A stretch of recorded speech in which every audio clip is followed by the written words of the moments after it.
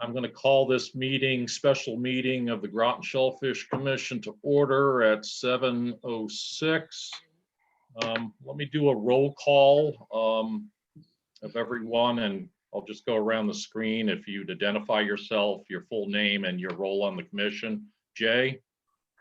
Jay Kane, acting secretary, acting treasurer. Thank you. Dick Conant, acting chair. Roger? Roger Sherman, Commissioner. Paul? All Watts, Commissioner. Steve, I've got your picture here. No, I don't. You need to. Steve, why don't you introduce yourself? Okay, Steve Jones, Commissioner. And we have Steve Plant joining us too. And who else do we have on here? You got one guy that's Dick Conant labeled. Yeah, I know. We've got two Dick Conants here. That's you're on mute. That's Jay from, sorry, I didn't recognize your face, Jay. I've only seen it once before. And Will and Jason, why don't you introduce yourselves and who you're with? Yep, Jason Hamilton, owner operator of Sixpenny Oyster Farm. Yep, and Will Cedia, owner operator of Sixpenny Oysters. Thank you. I am going to read off the proposal here. We did not have anyone registered to speak from the public, but we'll carry through this and do our due diligence.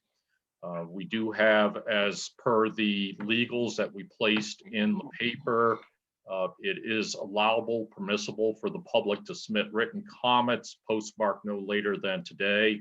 So we will have to kind of wait that out a little bit. Let me read the proposal here.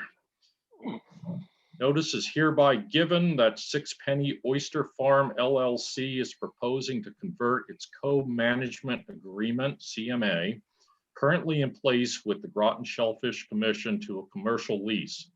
The applicant proposes the continued use of floating bag cultivation within their currently authorized shellfish lease CM1 area.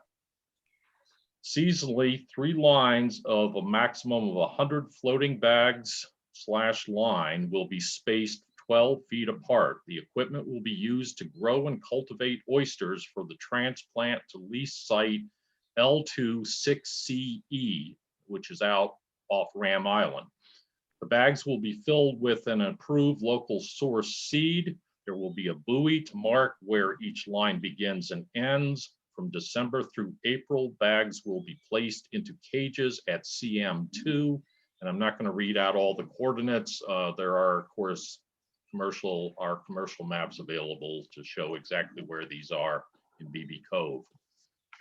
And I'm going to turn this over to, and Will and Jason, a very nice presentation you put together, but why don't you take us through fairly quickly, since we have seen it before. And then if there's any additional questions or comments from the commission, we'll entertain those. Okay, so yeah, I'll just start by saying we kind of prepared this too for the public to educate them a little bit. I might skip through a few things like that you guys know, and like I said, that you guys have heard us say before. But anyway, we're we're Jason and Will. And I'll give a little bit of background about myself that maybe some of you guys don't know, but I've lived in Groton for the past 10 years. Prior to owning Sixpenny, I worked for Fisher's Island Oyster Farm, where I learned a ton about the industry. I worked there for about 5 years, and that's where I met Will. And I'll let him. Yeah, so I grew up in the area. I grew up right on the corner of West Mystic and Noank. So going around BB Cove was, as a kid, and kayaking, using it for recreational, was always part of my childhood, going crabbing off the Noank dock, in the pond there, etc. I graduated from the University of Rhode Island with a degree in aquaculture and fisheries in 2015 with a focus in shellfish. From there, and while in school, I was working on Fisher's Island, where I met Jason, and we were proposed from Sally McGee to start working with her on Sixpenny, and then that obviously quickly kind of transitioned into us kind of assuming it and taking it over and working the leases ourselves. Yep. All right, so obviously we grow the Eastern oyster, native to Connecticut. There's a number of environmental benefits of the oyster. I'm sure you guys are familiar with them all by now, but they can filter up to 50 gallons of water per day. They mainly eat phytoplankton, but they can uptake marine biotoxins, chemical contaminants, viruses, and bacteria. This all helps to improve water clarity, and that could lead to clearer waters, which could help eelgrass grow and create habitat for other critters. Yeah, and fun fact that we actually found bay scallop seed in our bags last season when I was going through. So you can truly see, not just kudos to us, but to see Plant and all the other farmers in BB Cove showing what it's really doing and how it's creating a habitat forming, environment. And something you guys may not know, this is a newer study. I think it was done by NOAA, but oyster aquaculture can have a significant impact on community's economy too. There was a study done in Greenwich, Connecticut, and in this study it was concluded that shellfish aquaculture was worth between $2.8 to $5.8 million in services that remove excess nitrogen from the water. So the value of an oyster is truly higher than the 75 cents or whatever you can bring to market to, the restaurants. Right. And so this is a map you guys actually provided to us. And as you can see, in red are all the active shellfish leases, and in yellow are the co-management leases. I don't know if you guys could see the 2 stars, but that's where our CMs are currently located. And, they're obviously very small relative to all the other farms, the active shellfish farm leases there are. This map shows a little bit better of where exactly we'll be located. So CM1, top right picture, it's about 0.85 acres. These are estimates. And then CM2, bottom right picture, is about 0.12 acres. And all of BB Cove is estimated around 130 acres. So we're taking up less than 1% of BB Cove's waters with what we're doing. Let's see. So going along with that, I don't know if you want to. Yeah, so I mean, obviously we've gone over in length and depth on kind of how we're doing it. But yeah, so obviously at first, we were trying to do around 600 bags, and after meeting with community members and such, we totally backpedaled and we kind of went into staying with phase 1, which is just going to be the 300 bags with the 3 individual lines.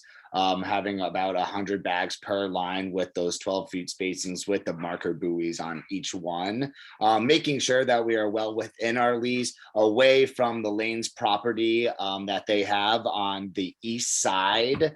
Also, talking with the community, the rowing community, making sure that we're just free from all recreational activities that are taking place, making sure our farm won't impede on anything that was pre-existing, in the area.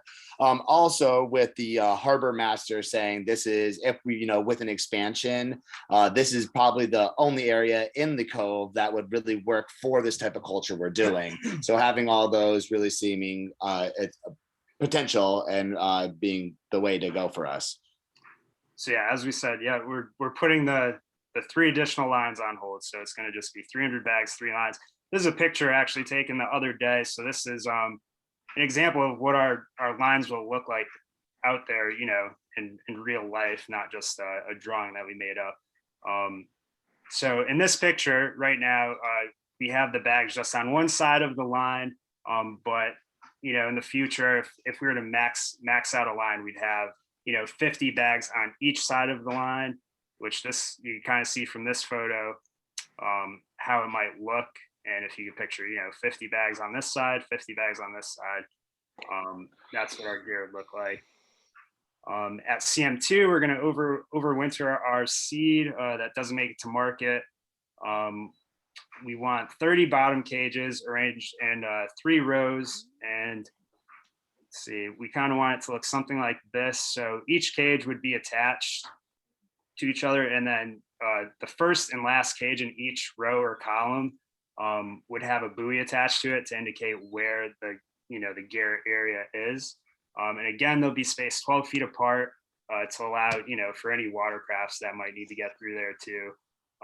They should be able to do that easily with 12 feet, anything that would fit in BB Cove anyway. And then stakeholder outreach, you guys actually already have all this information. We were going to kind of present this to the public a bit, but we've reached out to Knowing Harbor Master, Harbor Commission, DABA, DEEP, Army Corps of Engineer. The list goes on, but you guys have all this information. I believe you guys might be reading some of the comments. I'm not sure, but so yeah, just to recap. Yeah, so yeah, exactly. Recap, like one of the big issues is when people heard of our expansion, they hear the word expansion and they think we're taking up more leases or more area. That's not at all what the situation is. We're staying exactly within our parameters. We have no intention on having other leases. So everything's already going to be within the lease, and we're just expanding gear usage to make sure that we can grow a nicer oyster, not overcrowding, making sure the carrying capacity of each cage or so, or I'm sorry, floating bag rather, is properly stocked versus having to, force oysters to compete with one another. Like we said before, less than 1% of BB Cove are using. I know Rhode Island, for example, has deemed they do a carrying capacity of each of their coves at around 50% for aquaculture usage. So just reiterating the point where we're using, a very finite, limited amount of area, and that's the intended use of it. Of course, we've had comments back from the DABA, and we've got a lot of, they're saying, support of the project. Same exactly with DEEP. Yeah, Army Corps of Engineers, kind of the last ones we're waiting to hear from. They last told us that, probably we could expect to hear something back in June. So, we're almost Any there. day we're looking. And we want to maintain, open ongoing communication with the BB Cove community, and of course work with you guys, and, make sure all stakeholders are always notified and any concerns are always addressed. And that's about it. Yeah, just short and sweet of it. Yeah, thank you very much. As I mentioned at the beginning, we did not have, per the town requirements, anyone sign up or register beforehand to speak at this meeting. So I can open this to the commission members if they have any further comments or questions, and then I will talk a little bit about what I believe the way ahead is on this. Okay. Jay, Roger, Paul, Steve, any questions? Yeah, I would like to say this is a model presentation, the way we finally got it all put together, and congratulations to the lads for that. Thank you. I have one question. The buoys that are on the ends of the strings, how big are they going to be? They're going to be, I believe, and I have this written down, but they're the very tiny buoys. I think it's 2 by 5 inches. I do have it right there. All right, great. Yep. Smaller the better. Yeah, Exactly. definitely. That's what we figured. And you'll be, of course, maintaining those and having the scrub off growth or whatever. Oh, yeah. as All the necessary, barnacles, you yeah. see all the barnacles. They definitely released their spats everywhere. Okay. I did have one question. Why CM2 for overwintering? This is to educate me. Why are you, is it something to do with water temperature or? The sediment. Substrate. Yeah, the substrate on the bottom up. CM1, it's muck, you can see in that photo of me standing there. It looked like I was actually quite high out.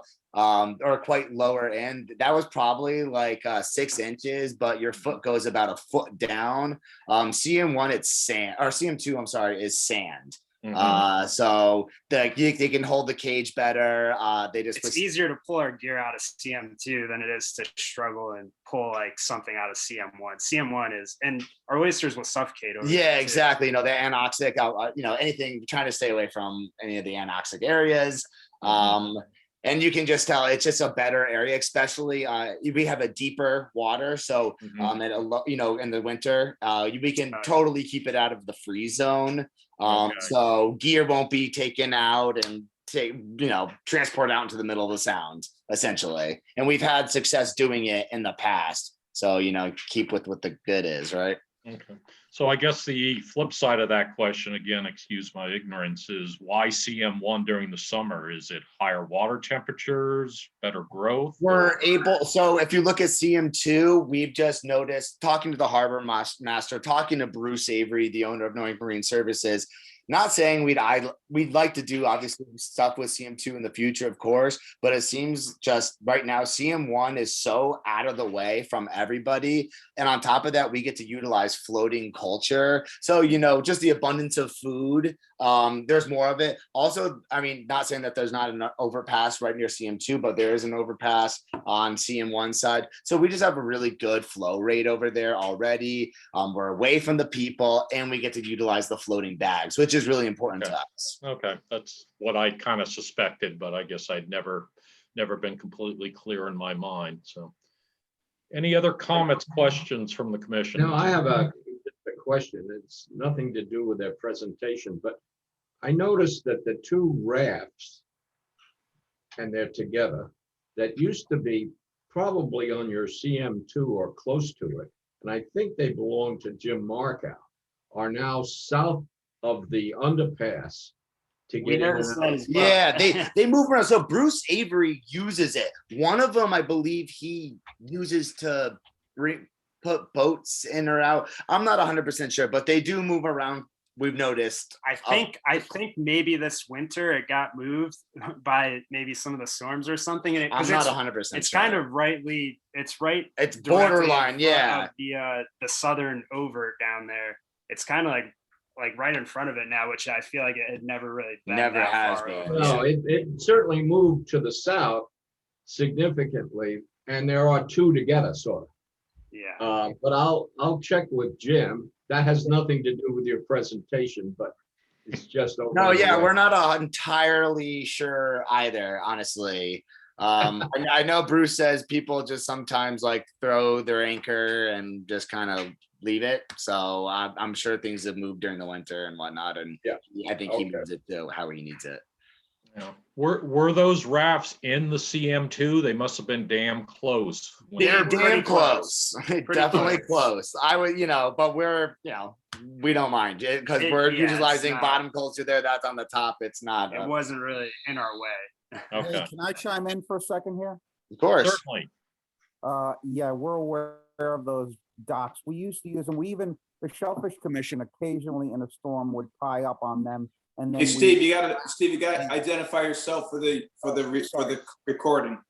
It's Steve Plant with the No End Co-op. We do plan on getting them out of there and cutting them up. They've pretty much passed their useful life. So we're aware. I've talked to Bruce about it. We'll deal with it. Okay, Steve. Thank you, Steve. Okay, any other comments? Yeah, I have a question. Sure, Paul. I looked at the slides. They look good. CM1, I'm familiar with that area. I just wanted to verify exactly where is CM2? CM2. So if you're at Knowing Marine Services, you have the overpass, going out into the sound there. You have By overpass, you mean the railroad bridge? the railroad. exactly. Yep, correct. Okay. So you're just heading north at this point. You'll see two of the pilings on that hold the Amtrak, the electrical line it uses. We're essentially that second one past the bridge, draw a straight line from there to the Sixpenny Marsh. It's just a little of 1.12 acre little spot that we fortunately have for a CM and that we're able to use for overwintering. But it's a little corner. We're actually bordering Tim from Stonington Farms. We notice he dredges right next to the area and leaves some of his buoys and cages right on the line right there. So you'll see a culmination of his cages and such with you'll see his cages there. Okay, this is inside BB Cove. Correct. Yes, Yep. yes. Nothing's out on the outside. So what's the depth of water there? Our deepest point, I would say, is probably, well over 10 feet, like at high tide, well over 10. Are you I have close to the, the bridge? Are you close to the bridge? We're probably about, I would say like 200 to 300 yards. Yeah. So we're not utilizing our lease is very close to the bridge. Like the whole entire CM2 is very close to the bridge, but the gear area that we're proposing, we sort of knew that our lease area was very close to that bridge and it might interfere. So we kind of tucked our gear area like in the very most northern spot we could of our CM2. Yeah, that's what I'm concerned about is Okay, boat then traffic. there. Jason's pulling up the map here. Yep, I'm gonna do it so you guys can see exactly how it is. Yeah. Yeah. Where is Yep. it? Right here. Let's. Oh, my bad, sorry. Oh, it's all right. So let me see. So this is the best. Let's see. So yeah, you can exactly. So Are you you guys can able to see- see it? Yep, Okay. So this is kind of that. This is Bruce's Marina down here. Right. This is that over the railroad tracks, and then our lease site kind of extends down to here.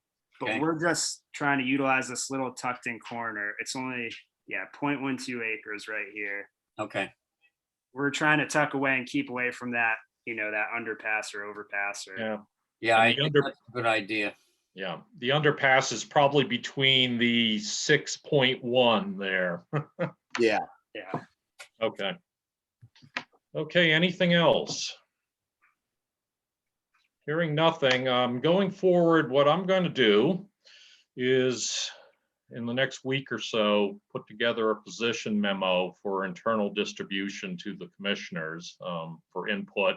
I'm going to kind of base that on any type of comments that come in. What you've presented, where you are with regulatory issues and all that. And hopefully we will be able to use that to come up with some resolution that we will put forward on your application when we meet in 2 weeks on, I think it's June 6th. Okay. So, and I will be in touch with both of you too. I want to put this together and get input from the commission, but if there's anything that we have questions on as far as that we might be asking something unreasonable or whatever, I will bounce those off you. So there's no surprises. Sounds Richard, Yep. Richard J. Kane here. Yep. I would like the gentleman to just say the name of their company again and the mailing address. Okay, so the name, their names, name of the company, and the mailing address, so it's in the record. Yep. Certainly. So it is Sixpenny Oysters LLC, 120 Kings Highway, Groton, Connecticut, 06340. And my name is Jason Hamilton. And I'm William Cedia. Okay, thank you very much. Thank you. No problem. And I will say, I think I speak for the commission. I thank you for, you've worked, I think, very diligently on this, done a lot of running around, checking with the neighbors and the various users out there. So, and I think that goes a far, far way to hopefully having, a successful project in place. So, Yeah. And I want to thank you guys all too, because I know you guys, You don't get paid to do this. and no, we don't. without you guys, you guys ran around just as much. Yeah. I feel like, you guys were very responsive to us and we couldn't have done it without, all you guys, and Okay. appreciate Well, it. that's what our mission is, certainly to utilize as best possible Groton waters for shellfishing concerns, taking into consideration all the other users and environmental factors.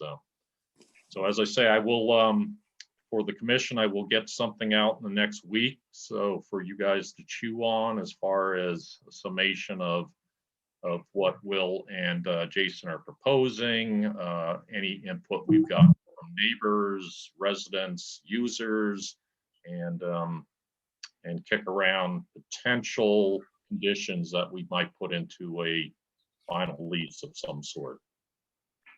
All right, excellent. Thank you so much. Okay. Thank you. Why don't we make, I'll make a motion to adjourn. Second, Second. Second. everyone in favor? Aye. Okay, very good. Thank you all for joining, and we'll be in touch. Thank you All very right. much, Appreciate it, gentlemen. guys. Thank you for your time. Look forward to hearing from you. Bye-bye. Bye-bye.